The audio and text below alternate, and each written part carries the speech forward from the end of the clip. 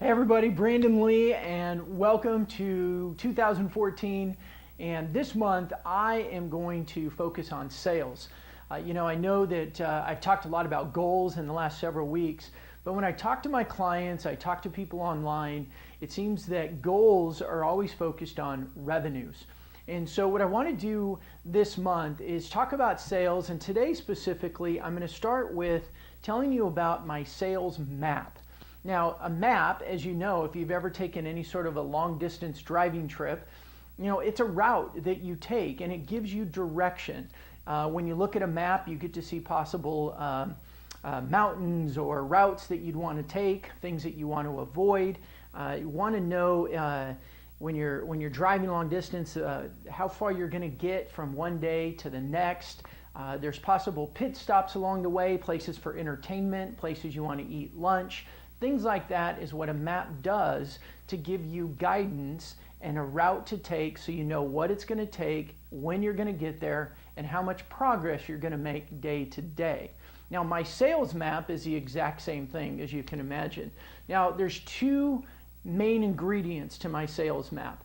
Your sales map does two things really for you that you have to build to give you that direction, and they are clarity and discipline. Now, with clarity, there's 5 key points within clarity. First, they're all things that you need to know with clarity, right? First, you need to know what you want. What are your goals? What do you want to accomplish? Are there daily goals, weekly goals, monthly goals, annual goals, quarterly goals? What do you want and what are those? And you need to be as clear as possible. If you have a wide variety of products, break your sales goals down into your different products or your different services and have absolute clarity with what you want. You also need to know your numbers, right? What are your numbers that are going to guide and direct you? And this isn't just your sales figures, but how many calls a day do you make? Are you doing sales by a phone call? Are you making calls on people in their offices? Are you using marketing to drive inbound calls to you, whatever it may be? What are your numbers? How many of those do you need to make? How many prospects do you need to talk to convert a sale? Right? So there's all these details. You need to know your own numbers because those numbers give you direction moment by moment, day by day, week by week of what you should be doing with your time. The third thing you need to know is your prospects. Now, what do you know about your prospects? If you're going to be selling something to them, you need to know what do they need, what are their goals, or what are their frustrations. How does your product or your service add value into their lives? Which brings us into number 4, which is value. So those two go really hand in hand. You need to know your prospects, but you need to know your value as it pertains to your prospects. So those are really, really, you can't build one without the other. And then lastly, you need to really know your why. And what I mean by this is if you're in sales and it's purely about the money, you may have some success, you may have short-term success, but you're not going to have bigger success and you're not going to have long-lasting success. If it's only about the money, you're going to limit yourself. So know your why. Why is your product valuable to them? What extra value are you adding into your clients' lives or their clients' lives through your product? What else motivates you? What excites you about selling your product and helping other people better their lives, better their families, better their futures, whatever it may be? But there's got to be something more than just the fact that I want to get money from you into my pocket. It's just limiting and you'll never fully grow. So again, with clarity, there's 5 key things that you need to know. You need to know what you want. You need to know your numbers. You need to know your prospects. You need to know your value, and you need to know your why. Now, that's all clarity. The second part of the sales map for me is what I call discipline. Now, discipline gives you targeted behaviors that you do repeatedly over time, right? That's what discipline is. So within discipline, we need to know what are the behaviors that we're going to do over and over, repeatedly over time. So there's 4 key behaviors that you need to focus on. The first one is prospecting. What does it look like for you to prospect? What is your prospecting system? And again, when you go back into your numbers and you go into your prospects and you begin to know what you want, that all starts to build the system for you with your prospecting. But what does that system look like? When you know who they are, your prospects, you know how to prospect to them. The second part of your behaviors or your discipline is pitching.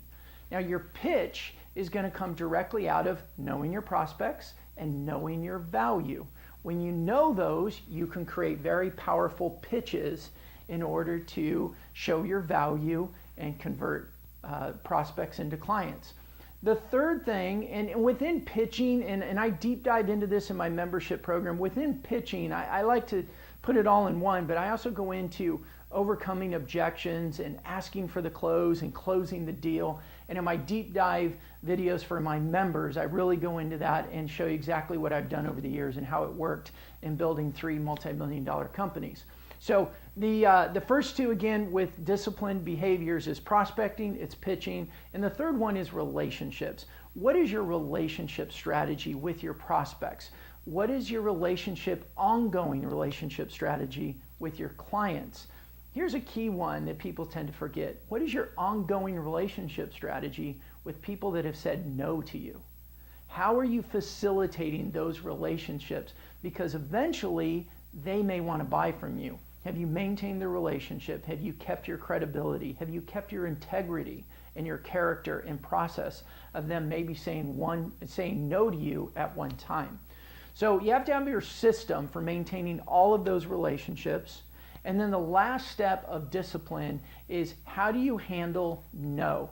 Now, one of the biggest detriments to salespeople is the word no and all the fear that comes with it.